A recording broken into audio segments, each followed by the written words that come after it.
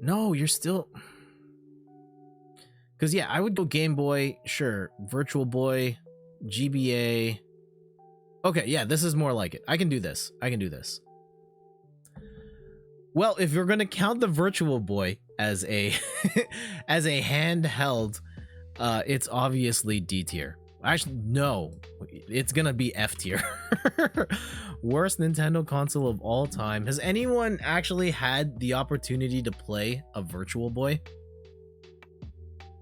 No shame if you haven't. It's a terrible console. I actually have played one a couple of times. I got to play... There's Kmart. I think they have those in the States. They might still have them. When we used to have Kmart here, they had one on display, and I remember playing Red Alarm on it and the Tellero Boxing. And then my friend John bought one when they came out, and I remember being super jealous of him because I wanted a Virtual Boy so bad, because I was, to a certain extent, still am a Nintendo fanboy and like wanted everything Nintendo. And I played Mario Tennis on it, and it was not great. It was not great. The games were not that good. It hurt your eyes because it's just like the searing red is the only color in there. There was no good way to position it. You had to get it at like the exact height on a table, and you were probably still like craning your neck in to get in there too. Like, ugh. So yeah, that makes it easy to put that in the F tier category. All right, next up, I'm gonna go set. Am I gonna do this in chronological order or do like the sandwich technique? I'm gonna go sandwich technique, and if I do that, the Nintendo DS S tier. 2 screens when that first came out, touch screens. Everyone's like, "What the hell? Why do you need 2 screens? Why do you need touchscreen? That's stupid." And then that entire generation just had amazing games, bangers, front to back. So many good games on there.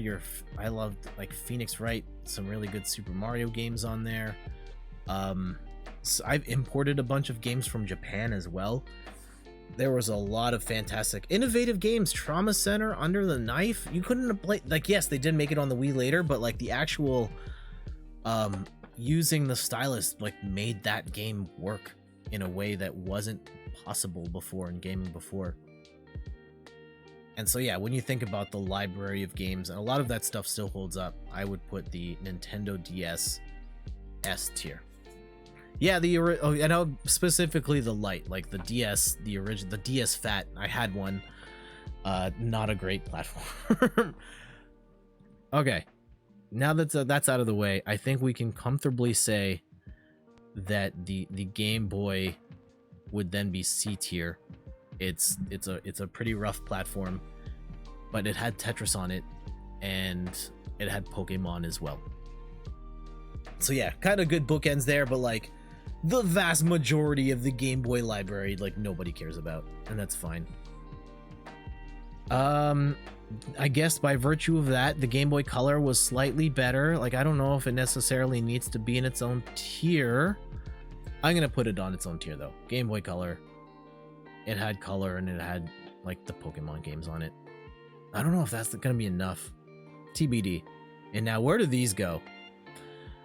I would put the GBA A tier. The rest / worst port sequels of previous games. Pokemon is like the original new game that the Game Boy gave us. Yeah. The rest were port sequels of previous games, and a lot of those were bad. Yeah, Pokemon was the game. And so A tier, I would put the Game Boy Advance. It was basically a Super Nintendo in your hands. Introduced Advance Wars to the West, Fire Emblem to the West. It had WarioWare is another one of my favorites. I actually really like playing Tony Hawk 2 on the GBA. That was a launch title as well. And the GBA SP was a huge jump over the Game Boy, the regular GBA, which like you couldn't see anything unless you were in like absolute perfect lighting conditions. It just didn't have as many bangers as the amount of bangers and the amount of innovation as the DS Lite. And the 3DS. I actually had this as my 3DS. This exact one I bought on launch.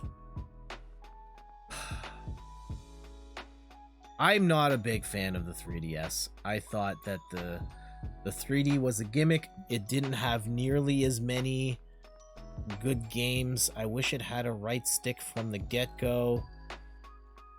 It did have some great games though. It had an amazing Fire Emblem game, amazing Zelda game, amazing 3D Mario game.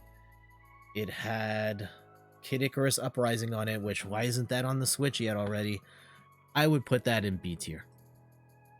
Yeah, it would look something like this.